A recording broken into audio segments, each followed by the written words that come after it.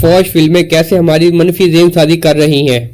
مجھے آج بھی یاد ہے کہ بہت کم عمری میں اور بلوغت سے بھی کافی پہلے ایک دن والدہ نے مجھے بٹھا کے سمجھایا تھا کہ یہ جتنی تمہارے چچا زاد، تایا زاد اور باقی کزنز ہیں، یہ بھی تمہارے لیے ویسی ہی ہیں جیسے تمہاری اپنی سگی بہنیں۔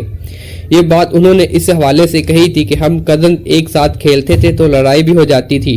ان کی یہ نصیحت ذہن میں بیٹھ گئی اور پھر ہمیشہ سب خواتین کزن سے حیا اور احترام کا ویسا ہی رشتہ قائم رہا جو اپنی سگی بہنوں سے تھا۔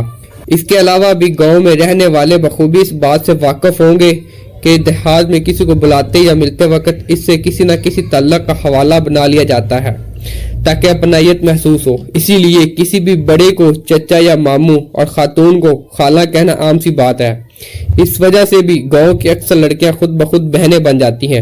کوئی دوست کی بہن ہے تو کوئی بھائی کے دوست کی، کوئی بہن کی سہیلی ہے تو کوئی والدہ کی سہیلی۔ دیہاتوں میں اگرچہ اب یہ رجحان کچھ کم ہوا ہے، لیکن ابھی بھی خاندانی لوگوں میں یہ رکھ رکھاؤ عام پایا جاتا ہے۔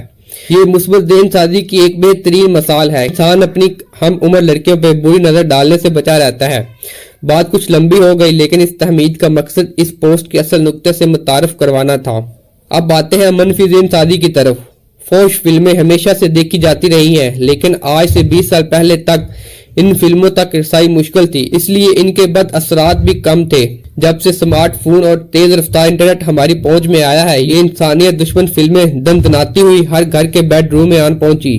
اس کا نتیجہ یہ نکلا کہ شرم و حیا سے عاری مناظر بار بار دیکھنے سے ان کی کڑاہٹ دلوں میں کم ہوتی چلی گئی، یعنی ہماری ذہن سازی ہوتی رہی اور ان فلموں کا دیکھنا ہمارے لیے ایک نارمل سا کام بن گیا۔ دوسرا بڑا نقصان یہ ہوا کہ ان فلموں میں مرد عورت کے تعلق کو مختلف حوالوں سے غلاظت میں لپٹا دکھایا گیا، جیسے استاد شاگرد، بہن بھائی، باپ بیٹی، ہمسائے کی لڑکی، بیٹی کی سہیلی اور بہت سے دوسرے سماجی تعلقات۔ اب ان فلموں کو کثرت سے دیکھنے والا ذہنی طور پر اس بات کو قبول کر لیتا ہے کہ عورت یا لڑکی کسی بھی روپ میں ہو، اس کا مقصد بس ایک وحشی مرد کی جنسی تسکین ہے۔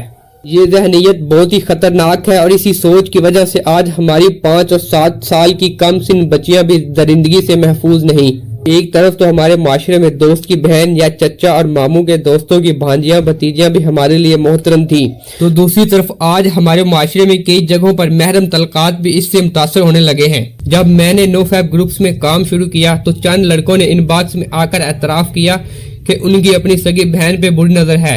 جی ہاں، میں یہ بات اپنے پورے ہوش و حواس میں کہہ رہا ہوں۔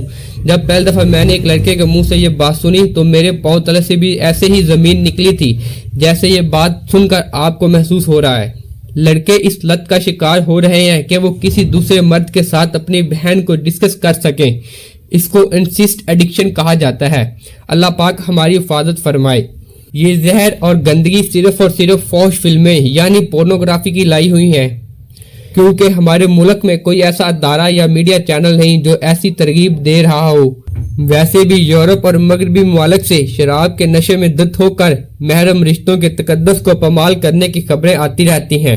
میرے بھائیوں، اگر آپ چاہتے ہیں کہ آپ یا آپ کا کوئی عزیز بیٹا بھائی اس غلاظت کی دلدل میں نہ گرے اور 4 دیواری کا تقدس قائم رہے تو ان غلیظ فلموں سے شدید نفرت کیجیے۔